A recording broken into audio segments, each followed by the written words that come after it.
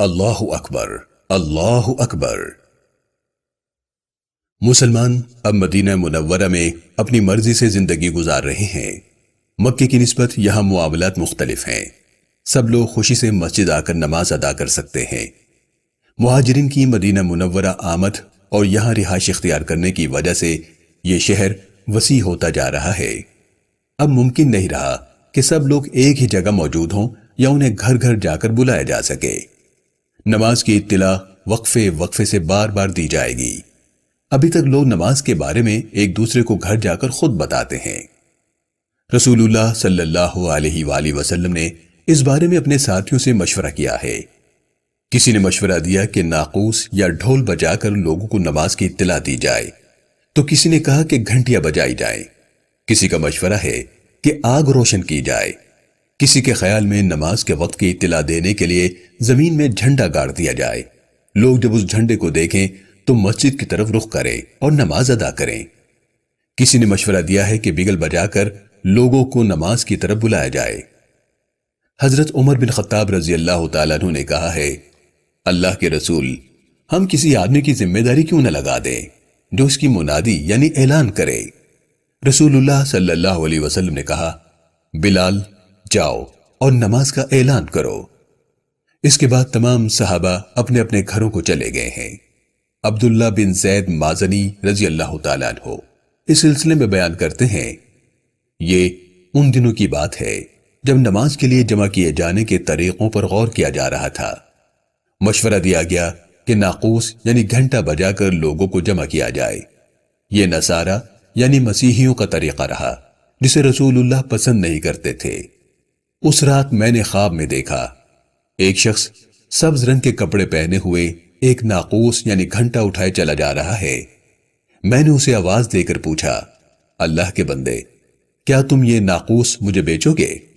اس شخص نے کہا، تم اس ناقوس کا کیا کرو گے؟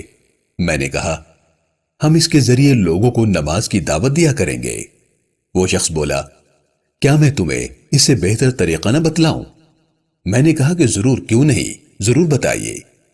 وہ شخص بولا، تم نماز کے بلانے کے لیے یہ کلمات کہا کرو، اللہ اکبر، اللہ اکبر، اللہ اکبر، اللہ اکبر، اشہد ان لا الہ الا اللہ، اشہد ان لا الہ الا اللہ، اشہد ان محمد رسول اللہ، اشہد ان محمد رسول اللہ، حی علی الصلاۃ، حی علی الصلاۃ، حی علی الفلاح، حی علی الفلاح، اللہ اکبر، اللہ اکبر، لا الہ الا اللہ، جس کا مطلب ہے اللہ سب سے بڑا ہے، اللہ سب سے بڑا ہے، اللہ سب سے بڑا ہے، اللہ سب سے بڑا ہے۔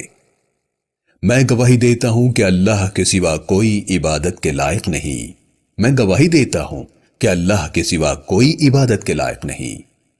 میں یہ بھی گواہی دیتا ہوں کہ محمد اللہ کے رسول ہیں۔ میں گواہی دیتا ہوں کہ محمد اللہ کے رسول ہیں۔ آؤ نماز کی طرف، آؤ نماز کی جانب، آؤ کامیابی کی طرف، آؤ فلاح کی طرف۔ اللہ سب سے بڑا ہے، اللہ سب سے بڑا ہے، اللہ کے سوا کوئی عبادت کے لائق نہیں۔ عبداللہ بن زید رضی اللہ عنہ صبح کا انتظار کیے بغیر فوری طور پر رسول اللہ کے پاس آ کر اپنا خواب سنا رہے ہیں۔ خواب سننے کے بعد رسول اللہ کہہ رہے ہیں، اللہ کریم کے حکم سے یہ خواب سچا ہے۔ اب تم بلال کے ساتھ کھڑے ہو جاؤ، جو کچھ تم نے خواب میں دیکھا ہے اسے بتاؤ۔ بلال اسی انداز میں نماز کے لیے بلائے گا۔ وہ تم سب میں سے خوش آواز اور بلند آہنگ ہے۔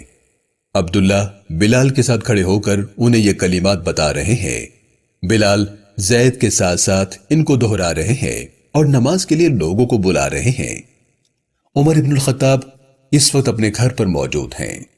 انہوں نے بلال کی آواز میں یہ کلمات سنے تو جلدی جلدی اپنے چادر سمیٹتے ہوئے رسول اللہ کے پاس آئے ہیں۔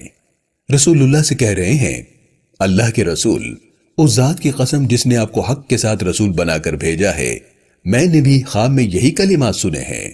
رسول اللہ صلی اللہ علیہ وسلم نے فرمایا، الحمدللہ، تمام تعریفیں اللہ کریم ہی کے لیے ہے۔ عمر ابن الخطاب کو بھی خواب میں نماز کے لیے بلانے کا طریقہ بتایا گیا۔ عمر صبح ہونے کا انتظار کرتے رہے، جبکہ عبداللہ بن زید رات کو اس پہر ہی رسول اللہ کے پاس پہنچے اور اپنا خواب سنا دیا۔ نماز کی طرف بلانے اور ان کلمات کو ادا کرنے کو اذان کہا جاتا ہے۔ عربی زبان میں اسے ندا بھی کہتے ہیں۔ اذان اپنی موجودہ شکل میں ہجرت کے پہلے ہی سال یعنی یکم ہجری میں نافذ ہوئی۔ بلال بن رباح یعنی حضرت بلال حبشی رضی اللہ تعالیٰ عنہ اسلام کے پہلے مؤذن ہیں۔ کچھ دن بعد بلال حبشی فجر کی اذان کہہ کر رسول اللہ کو نماز کی اطلاع دینے آئے ہیں۔ انہیں بتایا گیا ہے کہ رسول اللہ ابھی سو رہے ہیں۔ بلال کہہ رہے ہیں الصلاۃ خیر من النوم، نماز نیند سے بہتر ہے۔ اس کے بعد رسول اللہ کے حکم پر فجر کی نماز کے لیے کہی جانے والی اذان میں ان الفاظ کا اضافہ کر دیا گیا ہے۔ بلال حبشی اذان کہتے ہوئے شہادت کی انگلیاں اپنے دونوں کانوں میں رکھتے ہیں۔ اسی طرح حی علی الصلاۃ کہتے ہوئے اپنا چہرہ دائیں طرف اور حی علی الفلاح کہتے ہوئے بائیں طرف موڑتے ہیں۔ وہ بلال جنہیں ایمان لانے پر رسوا کیا جاتا تھا آج عزت کی بلندیوں پر ہے۔ بلال جو بے ہوشی کی حالت میں احد احد یعنی اللہ ایک ہے، اللہ ایک ہے کہتے تھے، آج علل اعلان اللہ اکبر کہہ رہے ہیں۔ کسی شاعر نے کیا خوب کہا ہے، محبتوں کو وصال تم سے، مہارتوں کو کمال تم سے، علی حسن کا جمال تم سے، ہوئے معزز بلال تم سے۔ اذان کے کلمات دنیا میں ہر وقت جاری رہتے ہیں۔ مشرق بعید سے شروع ہونے والے وقت کی وجہ سے صبح کی اذان کی ابتدا ہوتی ہے، جو مختلف بر اعظموں اور ملکوں سے ہوتی ہوئی مغربی ممالک تک جاتی ہے۔ اس دوران مشرق بعید میں ظہر کی اذان کا وقت شروع ہو جاتا ہے۔ اس طرح دنیا کے مختلف وقت اور سورج کی روشنی کی وجہ سے اذان کی آواز دنیا کے کسی نہ کسی خطے میں ہر وقت 24 گھنٹے سنائی دیتی رہتی ہے۔